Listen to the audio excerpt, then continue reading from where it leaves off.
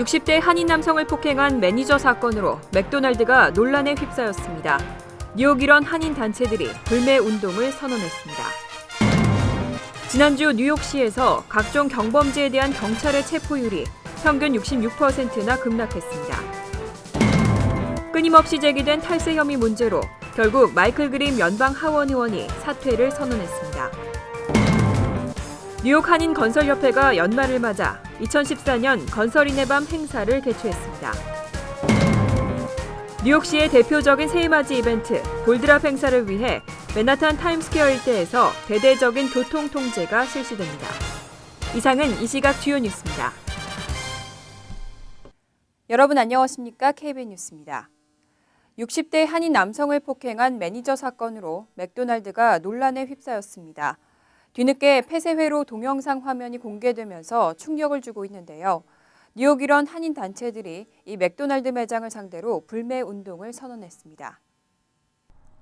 뉴욕 한인학부모협회는 29일 퀸즈 한인회와 뉴욕 한인 노인 유권자연합회 등과 공동으로 맥도날드의 인종차별과 노인차별에 항의하는 불매 운동을 펼치겠다고 밝혔습니다. 이들 단체는 오늘 퀸즈 플러싱 메인스트리트 선상의 맥도날드 매장 앞에서 기자회견을 열었습니다. 최은희 학부모협회장은 맥도날드는 이번 사건이 일어나기 불과 한 달 전에도 파슨스 블러바드 매장에서 한인 노인들을 쫓아낸 전력이 있다고 지적했습니다. 또 노인을 학대하고 인종차별을 저지르는 맥도날드에 한인들의 힘을 보여줘야 한다고 강조했습니다. 퀸즈 검찰이 최근 공개한 폐쇄회로 동영상 화면에는 해당 맥도날드 매장의 매니저인 사자드가 63살 한인 김모 씨에게 대걸레 자루를 휘두르는 모습이 포착됐습니다. 이와 관련해 사자드는 2급 폭행 등의 혐의로 체포돼 검찰에 기소됐지만 지난 8월 조건부 기각 판결을 받은 바 있습니다. 하지만 형사사건과는 별도로 김 씨는 맥도날드와 사자드를 상대로 민사소송을 제기한 것으로 알려졌습니다. 지난주 뉴욕시에서 각종 경범죄에 대한 경찰의 체포율이 평균 66%나 급락했습니다. 지난 경찰관 피격 당시 경찰들이 받은 충격이 상당했을 텐데요. 시 당국의 대처에 실망한 뉴욕 경찰이 사실상 일손을 놓았다는 분석이 나오고 있습니다. 지난 22일부터 일주일간 경범죄에 대한 경찰의 체포율이 지난해 같은 기간에 비해 66% 줄어든 것으로 조사됐습니다. 교통법규 위반에 대한 단속 건수는 169건에서 587건으로 94% 떨어졌고 공공장소 음주와 노상방뇨 등에 따른 법원 출두 명령도 4,831건에서 300건으로 94%, 주차 위반 단속도 14,699건에서 1,241건으로 92% 줄었습니다. 마약 사범 단속도 382건에서 63건으로 떨어져 84% 하락했습니다. 경찰 노조도 꼭 필요하지 않는 한 체포에 나서지 말고 자신의 안전을 우선시하라는 지침을 내린 것으로 알려졌습니다. 뉴욕 경찰은 드블라지오 시장이 경찰 공권력 남용에 항의하는 시위에 대해 지지해야 하는 입장을 밝히면서부터 불만을 제기해왔습니다. 특히 지난 20일 경찰관 2명이 흑인 남성의 총격을 받고 사망하면서 경찰의 분노가 발화점에 달했습니다.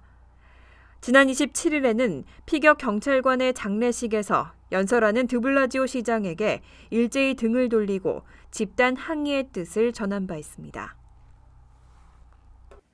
끊임없이 제기된 탈세 혐의 문제로 결국 마이클 그림 연방 하원 의원이 사퇴를 선언했습니다. 뉴욕 11선거구는 하원 의원 선거를 다시 치르게 됐습니다. 마이클 그림 의원은 29일 발표한 성명에서 많은 생각 끝에 무거운 마음으로 의원직을 사퇴하기로 결정했다고 밝혔습니다. 미 연방수사국 수사관 출신인 그림 의원은 정계에 입문하기 전부터 자신이 경영해온 레스토랑의 매출을 허위 신고한 혐의 등을 받고 있습니다. 지난 11월 4일 중간선거에서 재선에 성공한 그림 의원은 그동안 사퇴를 거부해왔지만 최근 탈세 사실을 시인하고 전격적으로 사퇴 결정을 내린 것으로 알려졌습니다. 그림 의원의 사퇴로 스태튼 아일랜드 지역을 포함하는 뉴욕 11구역은 하원 의원 선거를 다시 치르게 됐습니다. 민주당에서는 마이클 맥마흔 전 연방 하원 의원과 마이클 쿠식 뉴욕주 의원 등이, 공화당에서는 데니얼 도노반 스태튼 아일랜드 지방검사와 니콜 말리오타키스 뉴욕주 의원 등이 출마를 검토하는 것으로 전해졌습니다. 뉴욕 한인건설협회가 연말을 맞아 2014년 건설인의 밤 행사를 개최했습니다.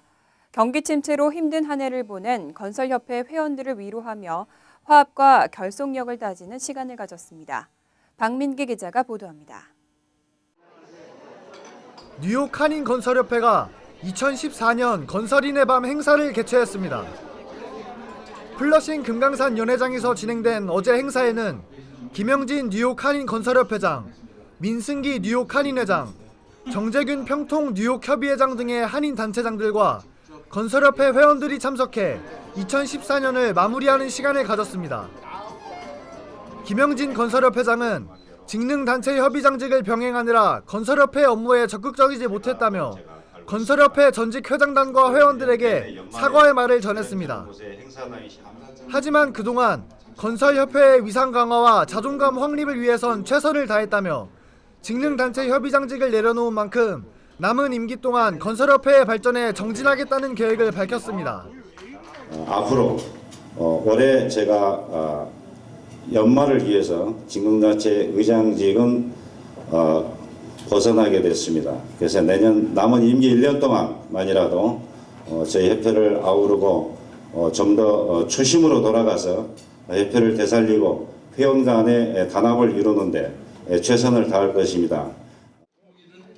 김영진 회장은 직능단체 협의장일 때부터 진행해오던 선천적 복수국적법 개정추진위원회와 재외동포청 설립추진위원회는 이민 1세대가 2세와 한인사회의 발전을 위해 반드시 책임져야 할 업무라며 계속 추진하겠다는 뜻을 보였습니다. 한편 어제 행사에서는 시간 관계상 참석하지 못한 그레이스 맹 연방 하원의원과 론킴 뉴욕주 하원의원을 대신한 보좌관들이 김영진 회장에게 감사패를 전달했습니다. KBN 뉴스 박민기입니다. 지금까지는 해외 영주권을 받게 되면 한국 주민등록이 말소됐죠. 인터넷 가입 등 어려운 점이 한두 가지가 아니었는데요. 새해부터는 해외에 거주하는 한국 국적의 재외국민들도 주민등록증을 발급받을 수 있습니다. 한국 법무부는 재외동포법과 주민등록법 개정으로 내년 1월 22일부터 재외국민 국내거소 신고제도가 폐지되고 재외국민 주민등록제도가 새롭게 시행된다고 밝혔습니다. 이번 시행령에 따르면 영주권자를 포함한 재외국민이 한국 내에 30일 이상 거주할 목적으로 입국하는 경우 주민등록을 할 수 있고 주민등록증도 발급받을 수 있게 됩니다. 주민등록을 한 거주자가 국외 이주를 목적으로 출국할 때도 주민등록을 유지할 수 있습니다. 지금까지 주민등록법은 국외 이주를 포기해야만 주민등록증을 발급받을 수 있도록 규정했습니다. 이 때문에 해외 영주권을 갖고 있으면 한국 국적이라도 주민등록증이 말소되고 은행계좌 개설이나 부동산 매매 등 금융거래에 제약을 받는 불편함을 겪어왔습니다. 앞으로는 건강보험 등 각종 한국 내 복지 서비스와 함께 인터넷 사이트 회원가입 등의 혜택을 받을 수 있을 것으로 전망됩니다. 뉴욕시의 대표적인 새해맞이 이벤트, 볼드랍 행사. 올해도 얼마나 많은 사람들이 모여들지 기대가 됩니다. 행사에 앞서 맨하탄 타임스퀘어 일대에서 실시되는 대대적인 교통 통제 미리 알아두시기 바랍니다. 뉴욕시경은 31일부터 타임스퀘어 일대 교통 통행을 전면 차단 조치하고 인근 도로의 주차도 금지시킬 예정이라고 밝혔습니다. 교통 통제는 새벽 4시와 오후 1시 30분 총 2번에 걸쳐 7번가를 따라 41가에서 59가까지, 또 브로드웨이를 따라 47가에서 59가까지, 6번가와 8번가에 걸친 43가에서 47가까지 등에 적용됩니다. 또 지하철 N노선과 RW 노선의 경우는 오후 7시부터 자정까지 맨하탄 49가역에서 정차하지 않습니다. 한편 이날 타임스퀘어를 찾는 참석자들은 43가에서 센트럴파크 사이 7번가와 브로드웨이 등으로 도보 이동해야 하고 큰 가방이나 어깨에 매는 배낭은 소지할 수 없습니다. 또 한 번 타임스퀘어 내 볼드랍 행사 관람 지역을 벗어나면 다시 관람 구간으로 들어갈 수 없다고 당부했습니다. 2015년도 뉴욕시 요일별 교대 주차 규정의 유예 일정이 발표됐습니다. 공휴일이나 기념일에는 거리 청소를 위한 교대 주차 규정이 유예됩니다.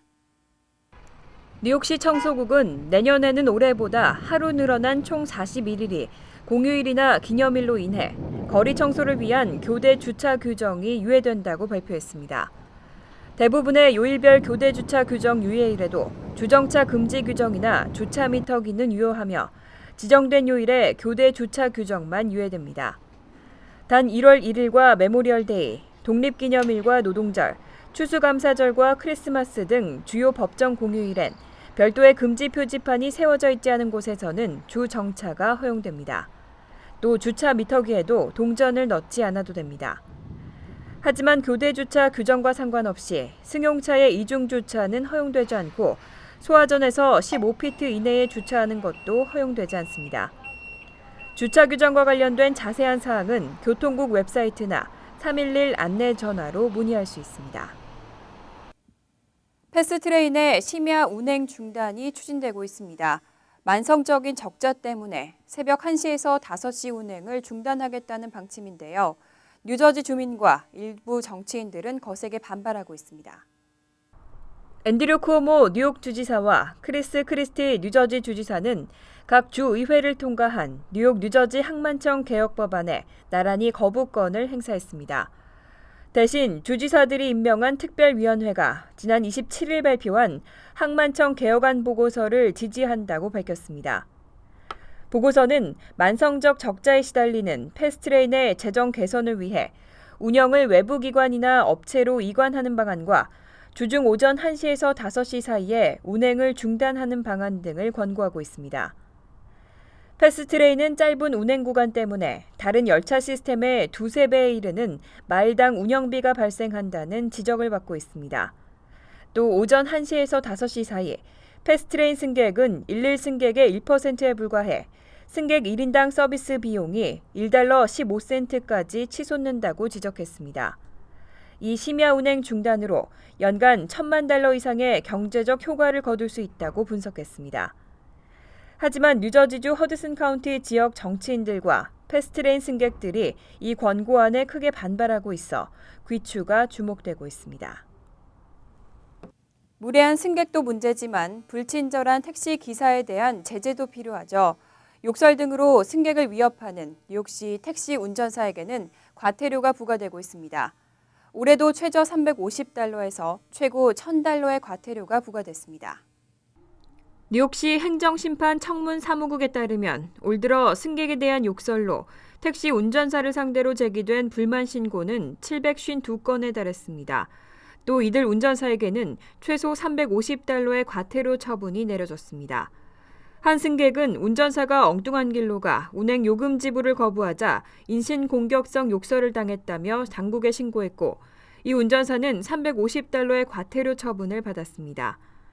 또 다른 운전사는 자신이 원하는 방향과 다른 목적지를 승객이 알려주자 난폭 운전을 하며 길가에 주차된 차를 고의로 들이받았습니다.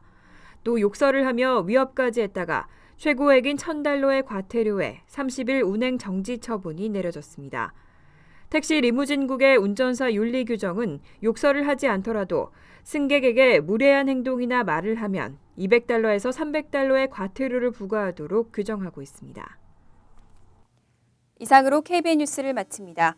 KBN과 함께 즐거운 저녁 되시기 바랍니다.